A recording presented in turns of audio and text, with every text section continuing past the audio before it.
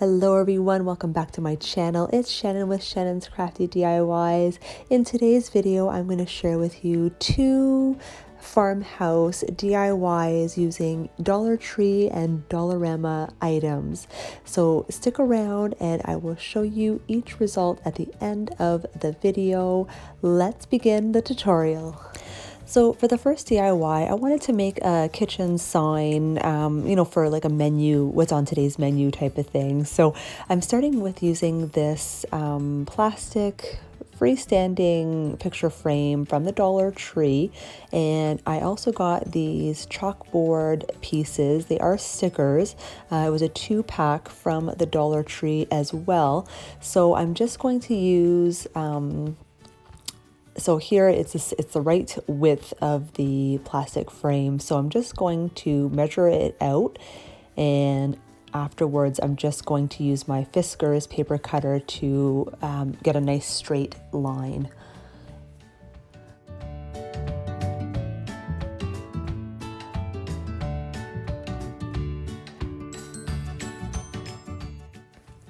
And so now that it's a sticker, just be really careful because it is very thin and you'll notice that I will get a few bubbles. So I actually just like to don't pull the whole backing off the chalkboard paper. Just slowly peel the sticker and place it onto the frame and just slowly smooth everything out and continue pulling on the paper to remove the backing. And you should get minimal bubbles. If you do have bubbles, just smooth them out either with your fingers or if you have a credit card or something, a sharp straight edge that it can help reduce or remove the bubbles. And now I'm just going to use my X-Acto knife just to trim off any excess chalkboard sticker.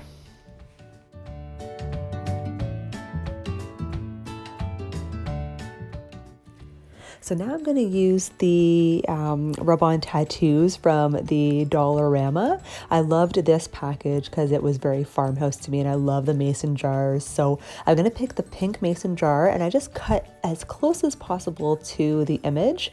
And when I pull the backing off, just be careful because the image is sticky. So when you're applying it to the surface, just make sure you apply it in the right spot that you want. And the package comes with a popsicle stick just in order to rub on the tattoo onto your surface. Now, just be careful. These tattoos are very fragile, so you want to really rub very hard, and you also want to pull off the plastic piece very gently because it looks like I pulled it off in one shot in this picture, but I actually attempted to try peeling it back a couple times. Because it was starting to rip. So as long as you're very careful, you shouldn't have any issues. So here is what it looks like on the chalkboard paper. Now I'd already made a little bow with some of the pink jute twine that I had on hand, and I'm just going to place it on the jar. And what I want to do first is cut a little of some extra jute twine and do 2 strings the same size and add them to the top of the jar just to make it look like they were wrapped around the jar, just to give it more of a 3D effect. And so I'm just going to hot glue that to the jar, and then I'll hot glue the bow to the 2 strings as well.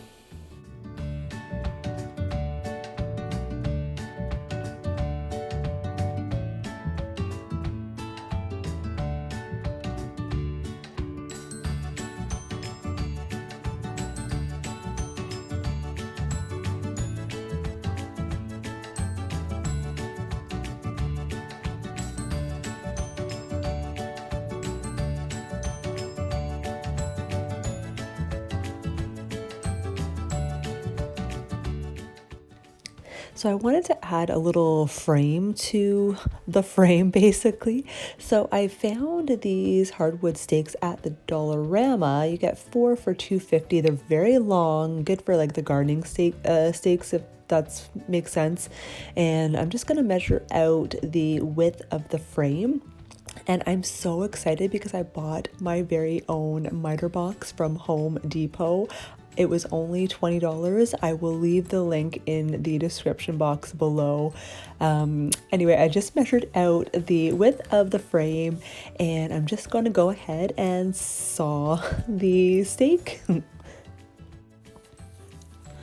And the only reason I loved the fact that I have my own miter box, but I also bought it because my husband, he is a landscaper, and the fact that he's working so hard these days, it is the summer and his days are long and he's tired. I just don't want to have to bug him when he gets home to be like, oh, honey, can you cut my steaks for me? So this way I have my own miter box that I can easily do myself and not be scared of using an electric saw. So anyway, I gave them a good sanding, and I actually stained them with my brown acrylic paint that I already had, and I'm just gonna hot glue the two to the top and the bottom. Now I did cut out 4 pieces, 2 short and 2 long to fit on the sides, but I ended up just hot gluing the top one and the bottom one and just left the sides off, which I then can use for another DIY. So I'm not wasting it, at least. And so once those are glued in place, I'm going to take my my chalk marker that I ended up getting from the Dollar Tree. Now, again, with my writing, it's terrible, but I am going to give it a free hand spelling out today's menu. Now, I was kind of hoping when I bought this marker that it would be thinner, like maybe a pen or a highlighter marker, but it was really thick, exactly like chalk. So I just thought it was a little bit more challenging, but it worked in the end, I guess. So here it is, all finished. Now, let me know what you think of this. I feel like maybe I should have added something else, like a bow or something. Let me know. And I know with chalkboard, you're supposed to chalk it all up first, wipe it off, and then rewrite something. I'm not planning on really writing anything on it. I just want to leave it as is, but let me know what your thoughts are. For the second DIY, I wanted to make a fruit/veggie basket, just because when we get home after doing groceries, we just throw our veggies just on the counter and they're just sprawled all out. They just look like a mess and a disaster. So I wanted to get this basket, I wanted to make this basket just to make it look a little bit more neat and tidy and a very farmhouse feel. So the basket I got from the Dollar Tree, and I just went ahead and took the handles off, and I traced the top of the basket onto this foam board that I got from the Dollar Tree, and I'm just using my X-Acto knife to cut it out, and that way I get those nice smooth edges with the foam board. I find if you cut it with scissors, it just looks too choppy, so if you have an X-Acto knife or a paper cutter, I feel like that is way better to use.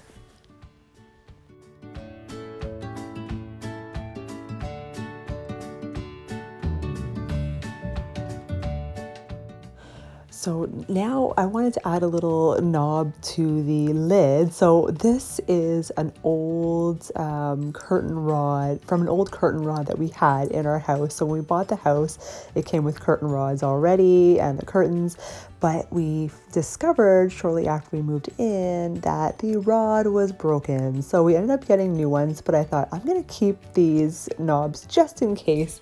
And sure enough, I am using it for my DIY this time. So what I'm doing is I just found the center of the foam board, and I'm just going to use the nail that's in the knob just to poke a hole through the foam board.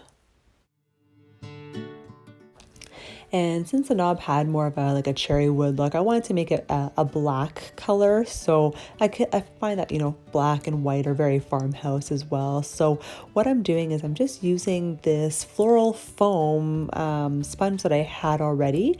And I'm going to just give the knob one coat of the black acrylic paint. The fact that the wood was already dark to begin with, one coat of black was all it needed. And I just put it in the center of the floral foam in order to let it dry without falling over. So while that's drying, I'm just going to go ahead and add some detail to the foam board. So I'm just going to use some of this nautical rope that I had already from the Dollar Tree, and I'm just going to hot glue it to the top of the foam board. Just make sure to leave the hole where you poked with the knob, just make sure that it is still exposed. Now go ahead and hot glue as you go and just keep going round and round.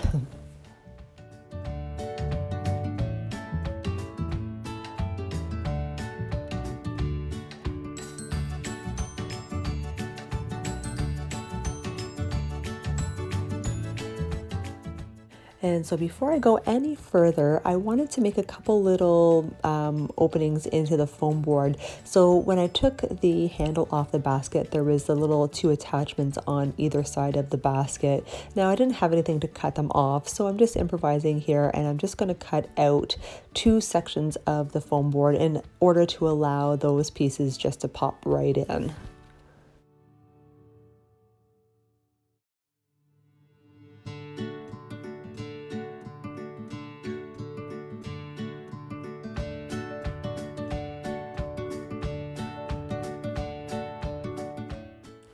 So now, I don't know if you've noticed yet, but I was putting the nautical rope in a circular motion when the lid is in fact square. So I actually ended up ripping everything off the foam board and hot gluing everything back.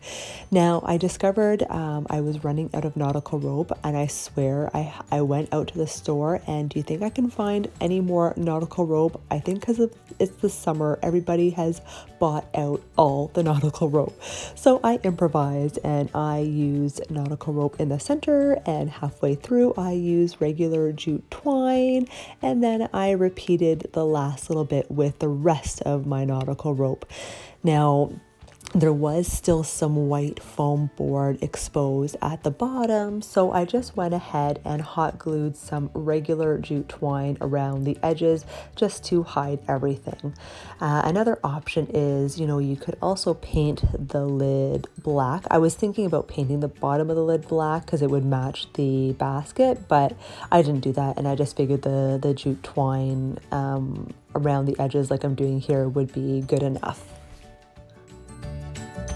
All right, so now this is what it looks like finished with the nautical rope and the jute twine. So now it's time to attach the knob. Now, the knob had the nail in it still, and I didn't have anything to seal it on the other side.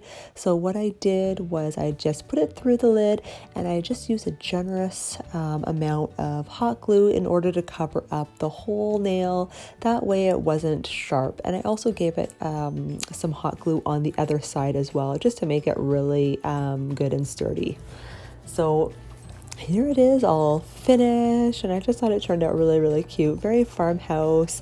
And I put it next to the Dollarama sign that I found at the Dollarama, and it was plain brown, and for the Dollarama sign I actually just did a quick whitewash on it too, just to spruce it up a little bit as well. All right, so that is it for this DIY video. I hope I inspired you for some more fun items for your kitchen. Anyway, if you guys like what you see, just go ahead and hit that subscribe button on the lower right, and I will definitely be posting another video on Thursday, so stay tuned and have a wonderful day. Take care.